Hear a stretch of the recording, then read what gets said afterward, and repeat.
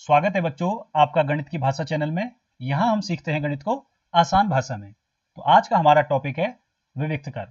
बच्चों, विविक्त कर हमें बताता है कि जो द्विघात समीकरण है उसके मूलों की प्रकृति किस प्रकार की होगी। ठीक है, और विविक्त कर का सूत्र होता है बी स्क्वायर माइनस 4ac।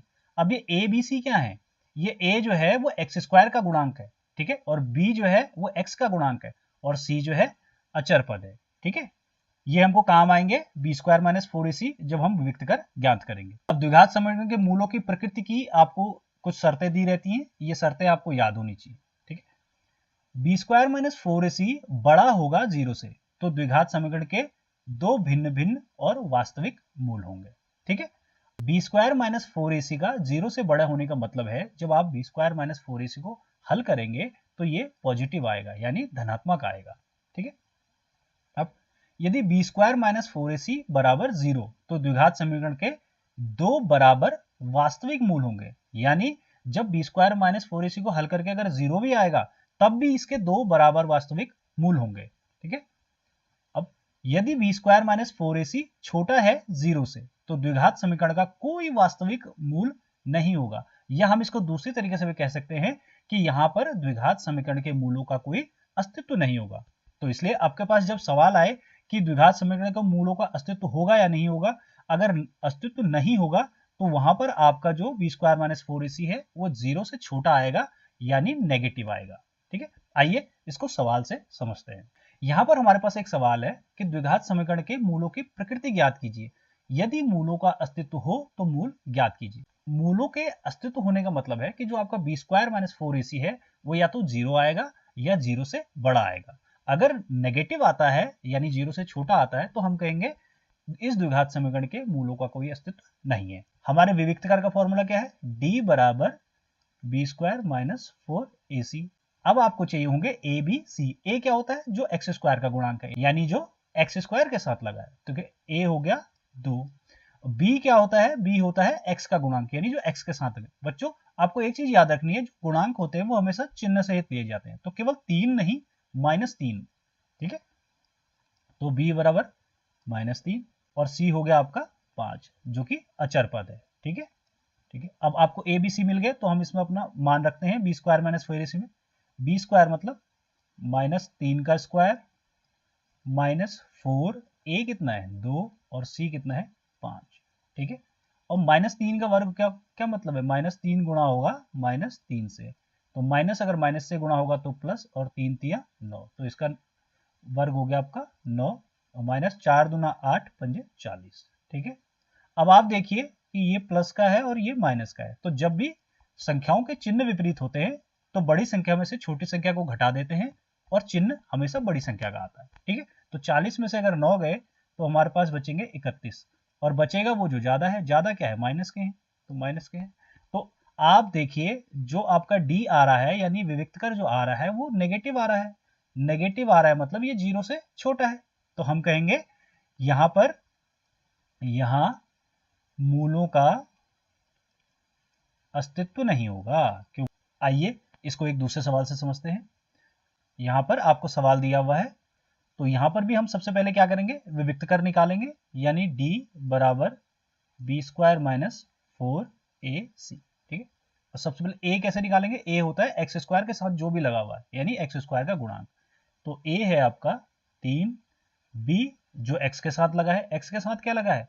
4√3, और चिन्ह सहित लिया जाता है ये, तो माइनस का भी हो जाएगा, तो -4√3, और c ये है अचर पद, c है आपका 4।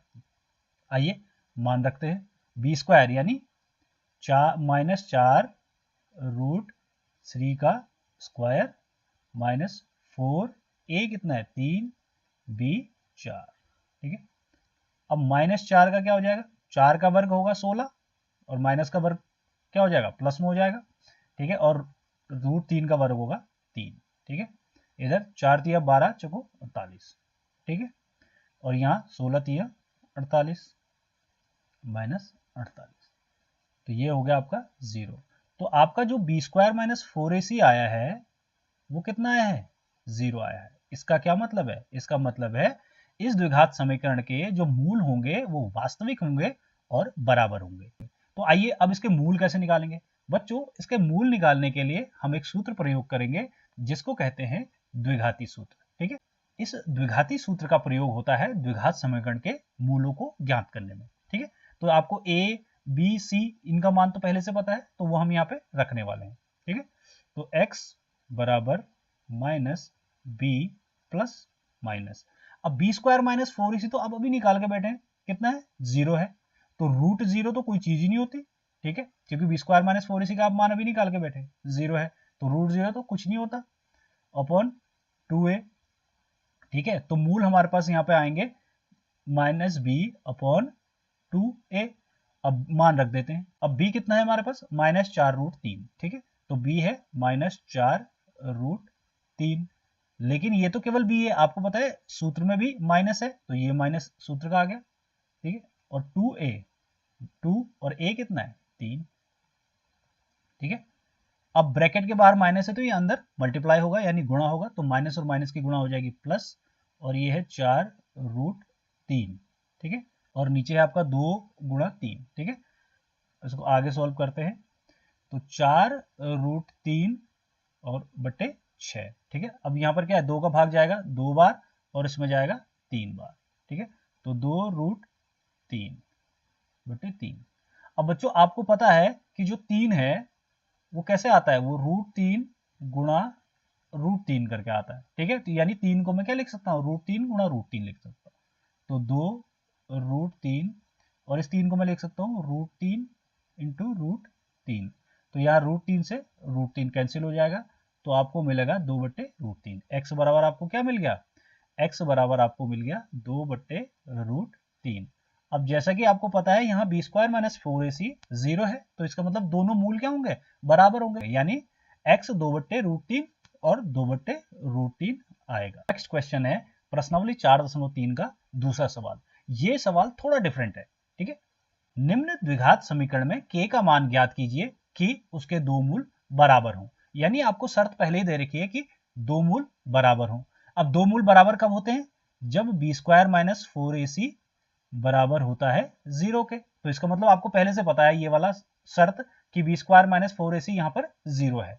ठीक है, तो हमको अब पहले ए बी सी ज्ञात करने पड़ेंगे। ए क्या होता है, ए होता है जो एक्स स्क्वायर के साथ लगा है यानी 2, और बी क्या होता है जो एक्स के साथ लगा है, एक्स के साथ क्या है यहाँ पे माइनस का के, माइनस का के, और सी क्या होता है जो अकेला है अचर पद, सी है आपका 3। ठीक है, अब हम इस शर्त में रख देंगे बी स्क्वायर यानी माइनस के का स्क्वायर माइनस 4 ए है 2 और सी है 3, और ये हमें पहले से पता है कि ये 0 है क्योंकि पहले ही सवाल में दिया है कि उसके दो मूल बराबर है, और दो मूल बराबर तो तब होते हैं जब बी स्क्वायर माइनस 4ac 0 के बराबर होता है। ठीक है, तो यह हो जाएगा के स्क्वायर।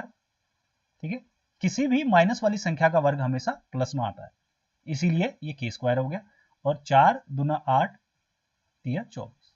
ठीक है, 24 बराबर 0। अब के स्क्वायर बराबर हो जाएगा 24। ठीक है, अब के हमको चाहिए, के हो जाएगा रूट 24, क्योंकि जब भी हम किसी संख्या का वर्ग हटाते हैं तो उसके सामने वाले पे रूट चढ़ा देते हैं। आइए अब इसको थोड़ा और सरल करते हैं। अगर हम इसको अभाज्य गुणनखंड विधि से करेंगे, ठीक है, तो ये हो जाएगा 12। अगर आपने अभाज्य गुणनखंड वाला वीडियो मेरा अभी तक नहीं देखा है तो आप पहले उसे देख लीजिए। ठीक है, 2 2 छक्के 12, 2 3 6, 3 एकम 3। ठीक है, अब यहाँ पर क्या करते हैं, जिन जिनका जोड़ा बन जाता है उसको रूट से बाहर कर देते हैं, और जिनका जोड़ा नहीं बनता है वो रूट के अंदर ही रहते हैं। ठीक है, यहाँ पर जोड़ा बन रहा है इन दो का, तो इसके बदले 2, तो ये 2 तो आ जाएगा रूट से बाहर और अंदर बच जाएगा, इसका जोड़ा नहीं बना है 2 का और इस 3 का नहीं बना है, तो ये 2 गुणा 3 अंदर ही रहेगा, तो ये हो जाएगा आपका 2 रूट 6। ठीक है, क्योंकि दो मूल होने वाले हैं इसलिए यहाँ पे हमेशा प्लस माइनस आएगा। क्या आएगा, प्लस माइनस। ठीक है, तो आपका आंसर हो गया k बराबर प्लस माइनस 2 रूट 6। ठीक है बच्चों, उम्मीद है वीडियो आपको पसंद आया हो तो लाइक कीजिए, शेयर कीजिए और सब्सक्राइब कीजिए। जुड़े रहिए गणित की भाषा चैनल से। Thank you.